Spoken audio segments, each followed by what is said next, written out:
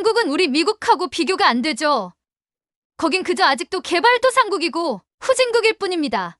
비교할 걸 비교하세요. 최근 미국의 움직임이 심상치가 않습니다. 미국 트럼프 대통령은 관세를 올리면서 미국의 주가는 2조가 넘게 사라지고 경제는 위기에 빠졌습니다. 그런데 한국에서는 위기를 극복하려는 움직임이 일어나고 있습니다. 이런 모습을 보고 미국 분석가는 코웃음을 치며 한국을 비난했는데요. 백악관의 지시로 한국에서 특별임무를 하면서 그는 충격적인 것을 발견하고는 자신이 모든 게 틀렸다고 사람들이 경악할 만한 발언을 했습니다. 도대체 그는 한국에서 무엇을 목격했길래 이런 충격적인 발언을 하게 되었을까요? 코리아 파워 시작합니다. 안녕하세요.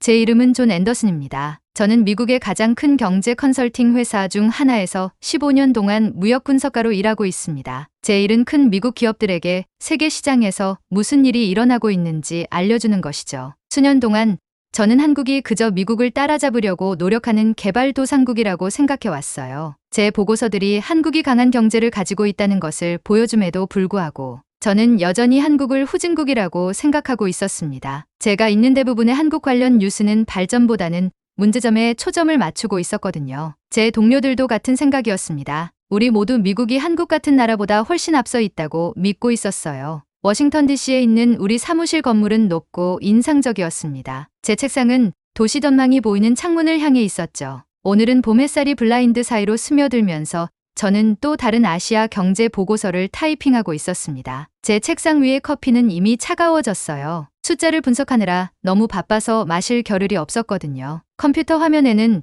미국과 한국의 무역 차트가 보이고 있었습니다. 그 숫자들은 흥미로운 이야기를 들려주고 있었지만 저는 그걸 정말로 보지 못했어요. 저는 제가 예상했던 것만 보았습니다. 훔친 미국의 아이디어를 사용해 저렴한 제품을 만드는 나라라고 말이죠. 그게 이곳 사람들이 모두 믿는 것이었으니까요. 갑자기 제 책상 위에 전화가 울렸습니다. 제 상사인 피터 하딩이었어요. 존, 내 사무실로 바로 와줄래?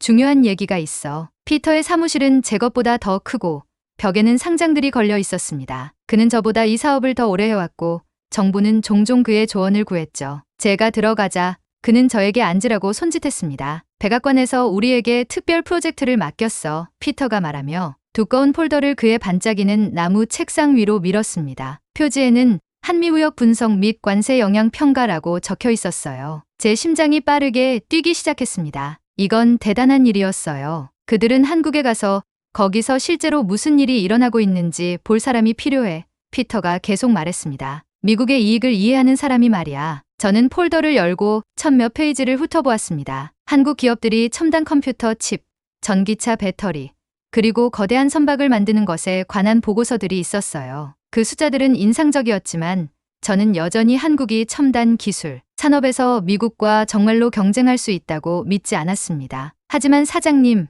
제가 말했습니다. 우리는 이미 거기서 무슨 일이 일어나고 있는지 알고 있잖아요. 그들은 그저 값싼 노동력을 이용해 미국 제품의 복제품을 만들고 있을 뿐이에요. 피터가 고개를 저었습니다. 그 이야기는 최신 보고서와 맞지 않아, 존. 삼성은 이제 세계에서 단 한 회사만이 생산할 수 있는 첨단 칩을 만들고 있어. 그들의 배터리 기술은 우리 것보다 더 좋을 수도 있고 뭔가 맞지 않는 게 있어.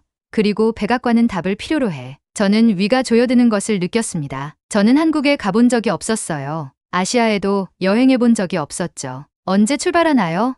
제가 물었지만 이미 제게 선택권이 없다는 것을 알고 있었습니다. 내일 저녁, 피터가 대답했습니다. 인천국제공항으로 날아갈 거야. 이 씨라는 사람이 거기서 너를 만날 거야. 그날 밤 집에서 저는 제 아내가 침실 문간에서 지켜보는 동안 옷을 가방에 던져 넣었습니다. 저는 폰으로 서울의 날씨를 확인했어요. 한국은 미국인에게 안전한가요?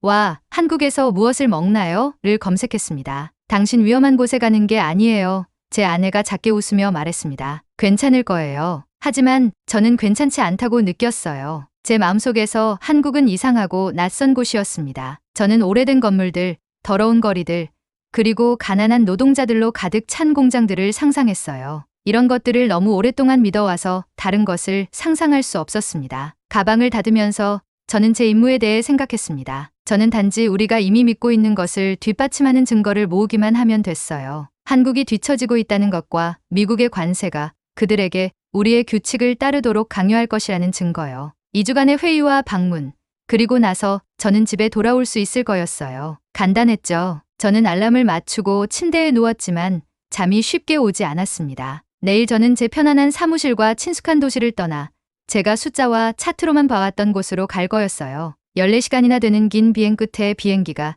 인천국제공항에 착륙했습니다. 제 다리는 뻣뻣하고 머릿속은 안개가 낀 것처럼 몽롱했어요. 비행기 창문을 통해 저는 작고 오래된 공항을 볼 거라 예상했습니다. 하지만 제 눈앞에 펼쳐진 건 거대하고 현대적인 건물이었어요. 넓게 펼쳐진 유리벽과 파도 모양의 지붕이 있었습니다. 이건 제가 머릿속에 그렸던 모습과 전혀 달랐어요. 터미널 안은 모든 것이 깨끗하고 효율적이었습니다. 완벽한 영어로 된 안내판들이 길을 가리키고 있었어요. 기계가 자동으로 제 여권을 스캔했고 줄을 설 필요도 없었습니다. 이 시스템은 미국의 것보다도 더 빠른 것 같았어요. 제가 한국에 대해 알고 있다고 생각했던 것에 대한 작은 의심이 마음속에 생겨나기 시작했습니다. 출구 근처에서 단정한 정장 차림의 젊은 남성이 저에게 다가왔습니다. 그는 제 이름이 적힌 팻말을 들고 있었어요. 앤더슨 씨, 저는 대한무역투자진흥공사의 이민수입니다. 한국에 오신 것을 환영합니다. 그의 영어는 완벽했고 억양조차 느껴지지 않았습니다. 저는 한국에 오기 전에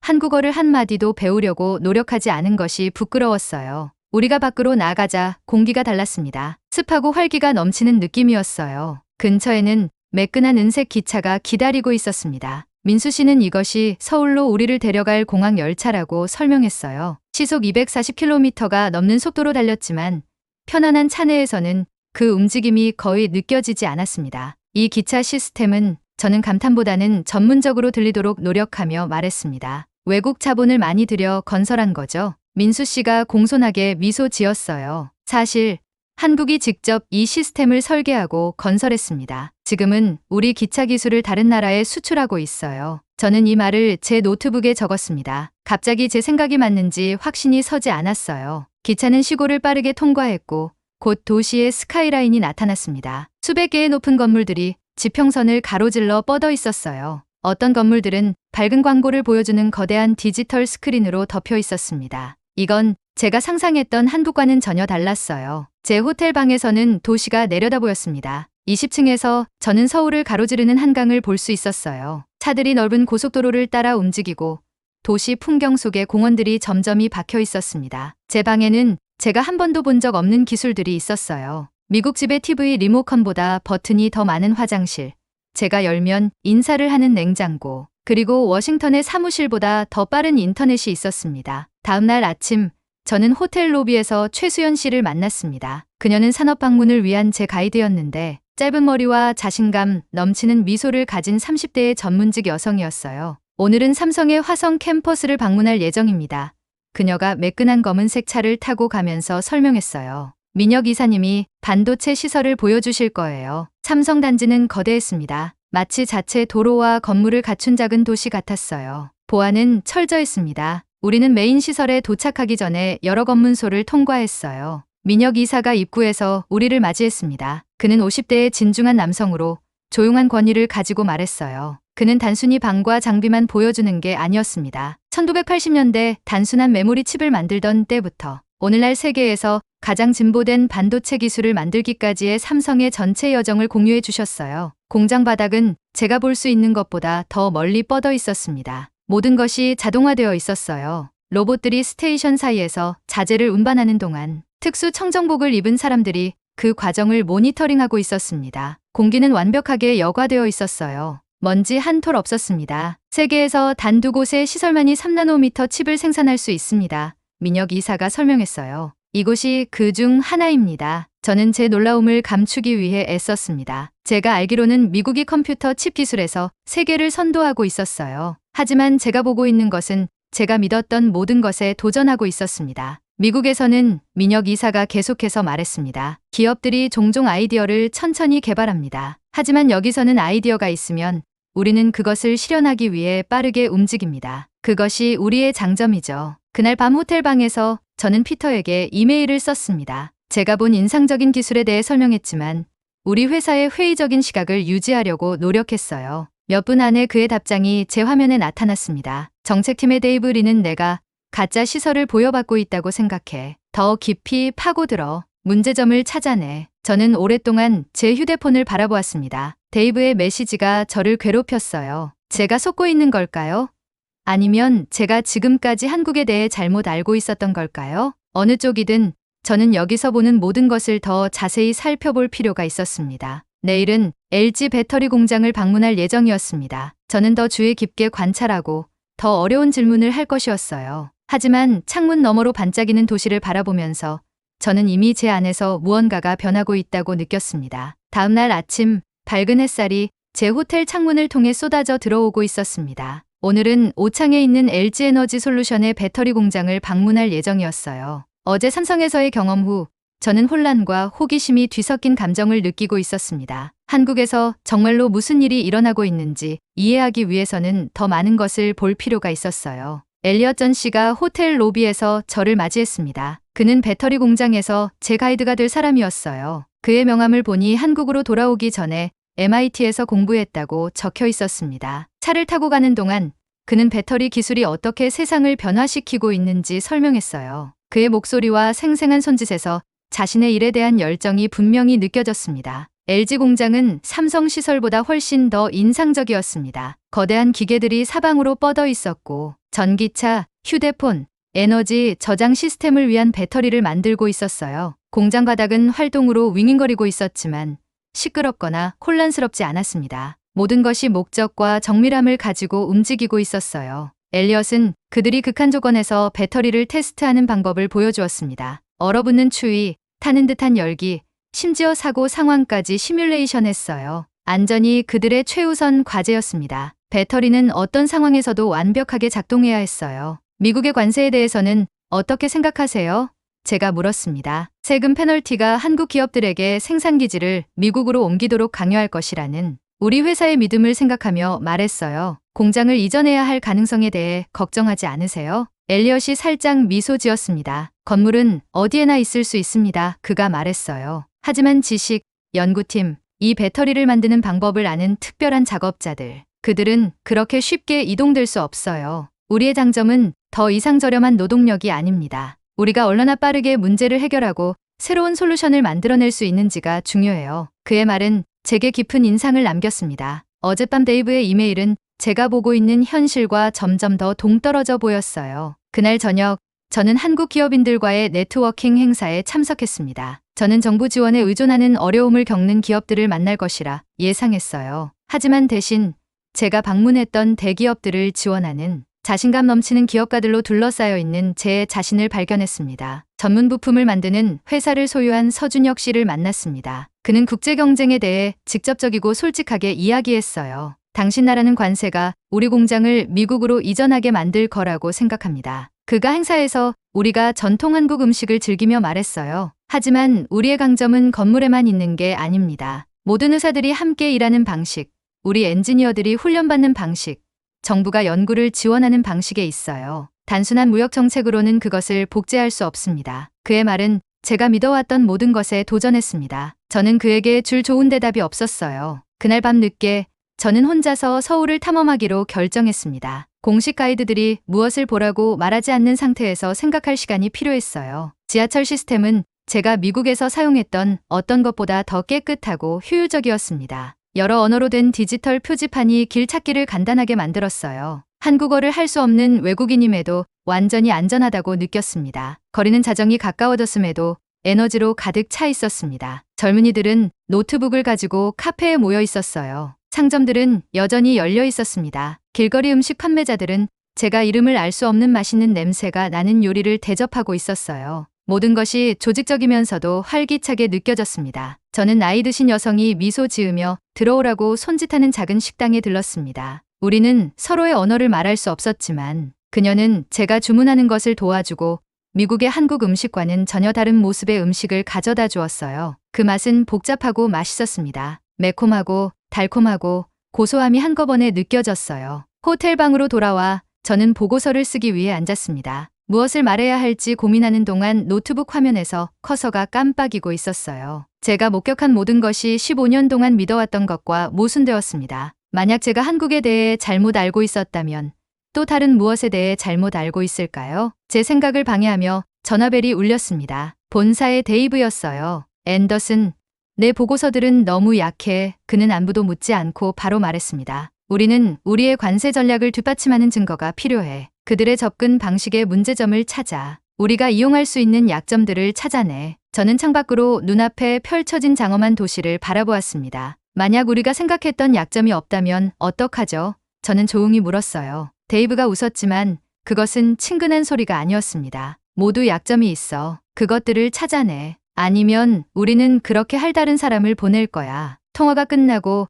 저는 위가 텅 빈 느낌으로 남겨졌습니다. 제 경력에서 처음으로 저는 실제로 본 것을 보고하는 것과 제 회사가 듣고 싶어하는 것을 보고하는 것 사이에서 어려운 선택에 직면했어요. 진실은 제게 분명해지고 있었지만 그것을 말하는 것은 제 직업을 잃게 할 수도 있었습니다. 저는 창문으로 걸어가 밤하늘에 반짝이는 도시 불빛을 바라보았습니다. 서울은 제가 상상했던 것과 전혀 달랐어요. 한국은 제가 믿었던 것과 전혀 달랐습니다. 그리고 이제 저는 어떤 종류의 분석가, 어떤 종류의 사람이 되고 싶은지 결정해야 했어요. 제 여정의 진정한 도전은 한국을 이해하는 것이 아니었습니다. 그것은 제가 오랫동안 가지고 있던 편견에 맞서고 결과가 어떻든 진실을 말할 용기를 찾는 것이었어요. 한국에서의 마지막 날들이 빠르게 지나갔습니다. 깨닫기도 전에 저는 새로운 기업들이 첨단 기술을 개발하고 있는 스타트업 센터를 방문하고 있었어요. 건물은 세상을 바꿀지도 모르는 아이디어를 가지고 일하는 젊은 기업가들의 에너지로 가득 차 있었습니다. 그곳에서 저는 제 또래의 여성인 김민정 씨를 만났어요. 그녀는 인공지능 시스템을 만드는 회사를 시작했습니다. 그녀의 팀은 미국 기업들이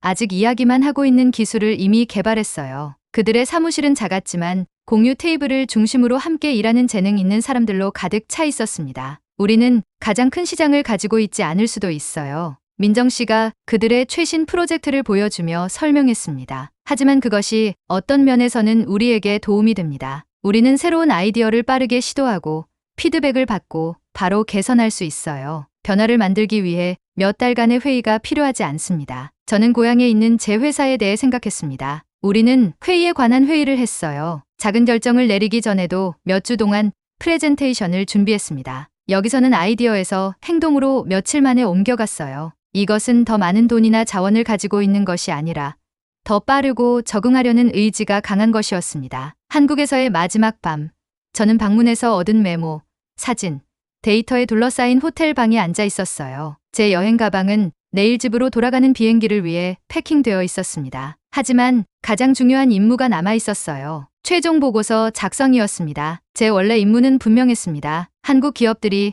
미국의 관세 압력에 취약하다는 증거를 찾는 것이었어요. 하지만 제가 본 모든 것은 다른 이야기를 하고 있었습니다. 한국은 따라잡기 위해 노력하는 개발도상국이 아니었어요. 그것은 미국이 배울 수 있는 기술, 시스템, 접근 방식을 가진 혁신 리더였습니다. 저는 노트북을 열고 타이핑을 시작했습니다. 그들이 기대했던 보고서가 아니라 그들이 필요로 하는 보고서였어요. 대기업과 중소기업을 연결하는 통합공급망에 대해 설명했습니다. 한국 기업들이 얼마나 빠르게 연구해서 실제 제품으로 이동하는지 자세히 설명했어요. 효율적인 대중교통과 도시 계획이 어떻게 혁신이 번창할 수 있는 환경을 만드는지 설명했습니다. 가장 중요한 것은 미국이 압력보다는 파트너십에서 어떻게 더 많은 혜택을 얻을 수 있는지에 대해 썼어요. 관세는 한국 기업들이 미국의 의지에 굴복하도록 강요하지 않을 것입니다. 그것은 단지 이 기업들이 새로운 시장을 찾고 더 나은 기술을 개발하도록 밀어붙일 뿐이었어요. 마침내 글을 마쳤을 때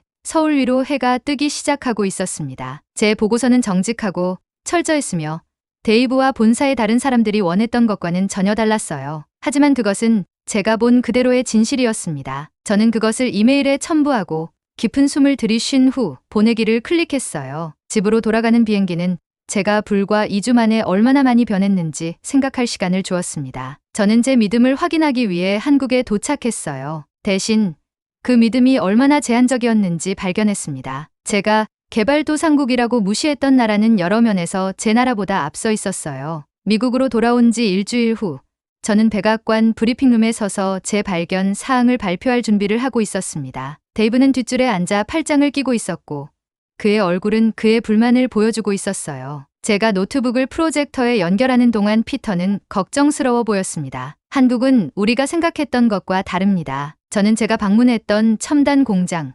효율적인 교통 시스템, 혁신적인 기업들의 이미지를 보여주며 시작했어요. 우리의 현재 관세 전략은 고시가정에 기반하고 있습니다. 제가 계속하는 동안 방은 조용해졌습니다. 저는 한국의 기술적 진보에 관한 데이터를 보여주고 그들의 빠른 제품 개발 프로세스를 설명하고 그들의 기업들이 어떻게 미국 기업들이 종종 하지 않는 방식으로 함께 일하는지 설명했어요. 질문은 관세를 통해 한국 기업들이 미국 규칙을 따르도록 어떻게 강제할 것인가가 아닙니다. 저는 결론지었습니다. 질문은 미국과 한국의 강점들이 어떻게 함께 일하여 모두에게 더 나은 결과를 만들 수 있는가입니다. 제가 끊어졌을 때 방은 몇 순간 동안 계속 조용했습니다. 그런 다음 질문이 시작되었어요. 제가 두려워했던 것처럼 환한 도전이 아니라 제가 관찰한 것에 대한 사려 깊은 질문들이었습니다. 심지어 공격적인 관세를 지지했던 일부 정책 고문들도 그들의 입장을 제고하는 데 관심이 있는 것 같았어요. 브리핑 후 피터가 저에게 다가왔습니다. 그건 우리가 기대했던 보고서가 아니었어, 존. 네, 저는 인정했습니다. 하지만 그것은 우리가 필요로 했던 보고서였습니다. 그는 천천히 고개를 끄덕였어요. 데이브는 내 재배치를 밀어붙이고 있어. 내가 현지인이 되었다고 말하더군. 저는 미소를 지었고 더 이상 제 직업에 대해 걱정하지 않는다는 것을 발견하고 놀랐습니다. 저는 제가 본 것만 보고했어요. 15년 동안 저는 책상 뒤에서 우리가 이미 생각했던 것에 맞는 이야기들을 믿으며 세계 무역을 분석해왔습니다. 처음으로 저는 제 눈으로 현실을 보았어요. 그리고 그것이 저를 변화시켰습니다. 3개월 후 저는 경쟁적 압력보다는 국제적 파트너십에 초점을 맞춘 새로운 부서를 이끌고 있었습니다. 한국에서의 제 경험은 다른 접근 방식의 기초가 되었어요. 약점을 이용하려는 시도보다는 상호이익에 기반한 접근 방식이었습니다. 때때로 밤에 저는 서울에서의 시간에 찍은 사진들을 봅니다. 멋진 스카이라인, 효율적인 지하철, 놀라운 공장들과 친절한 사람들이요. 그 나이 드신 식당 주인이 언어 장벽에도 불구하고 어떻게 저를 환영했는지 기억해요. 이해하는 데는 분석 이상의 것이 필요하다는 것을 생각합니다. 그것은 경험을 필요로 합니다. 한국으로의 여정은 제가 알고 있다고 생각했던 것을 확인하기 위한 것이었습니다. 한국가에 대해, 세계 경제에 대해, 그리고 가장 중요하게 저 자신에 대해서 아직 배울 것이 얼마나 많은지 가르쳐 주었습니다. 때로는 우리가 옳다고 확신하는 것이 가장 큰 장벽이 될 수 있습니다. 진정한 이해는 숫자와 보고서를 넘어 직접 경험하고 눈으로 보는 데서 시작됩니다. 그는 한국에 대한 고정관념을 가지고 갔지만 돌아올 때는 자신과 세상을 보는 새로운 시각을 얻었습니다. 우리 모두에게 필요한 것은 어쩌면 익숙한 생각의 틀을 벗어나 낯선 세계로 한 걸음 나아갈 용기가 아닐까요? 여러분의 생각들을 댓글로 남겨주세요. 그리고 마음에 드셨다면 구독과 좋아요 부탁드려요. 지금까지 시청해주셔서 감사합니다.